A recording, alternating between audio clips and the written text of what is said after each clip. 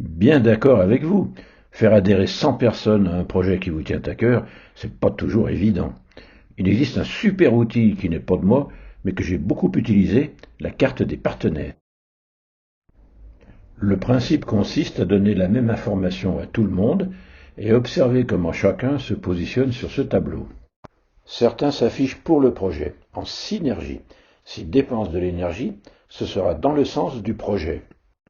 D'autres font preuve d'antagonisme, du grec lutter contre. Il reste ensuite à définir 4 niveaux. Comment qualifiez-vous ceux qui sont dans cette zone, ni pour ni contre? Ce sont ceux qui attendent de voir pour se prononcer.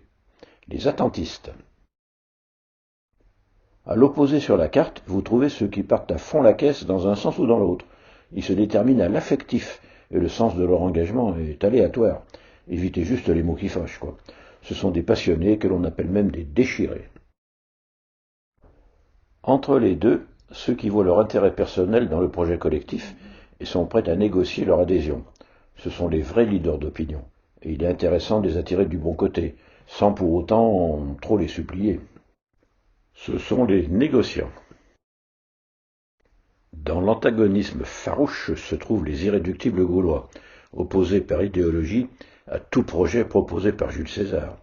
Rien à négocier, il faut juste éviter de faciliter leur propagande. Les opposants peuvent avoir de bonnes raisons de s'opposer à ce projet-là, et en m'en occupant trop, je risque de leur construire une statue d'opposant-chef, mais en les ignorant, je risque d'avoir plus tard de grosses difficultés à les récupérer. Sans s'opposer vraiment, un grand nombre traîne les pieds. On les appelle les grognards. Il en faut, mais pas trop.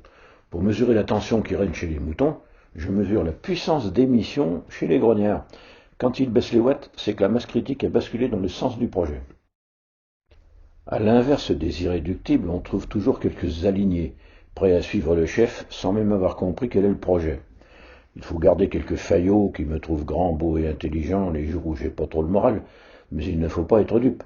Tous les grands mégalos s'entourent de faillots, mais ça se termine toujours très mal.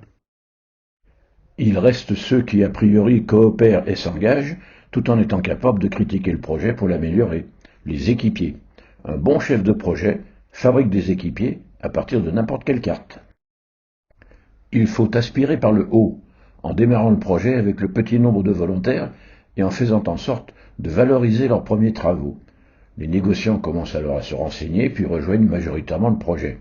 Les suiveurs se précipitent en masse, suivis bientôt par les grognards. C'est tout pour aujourd'hui. Pour la suite, eh bien, c'est vous qui voyez.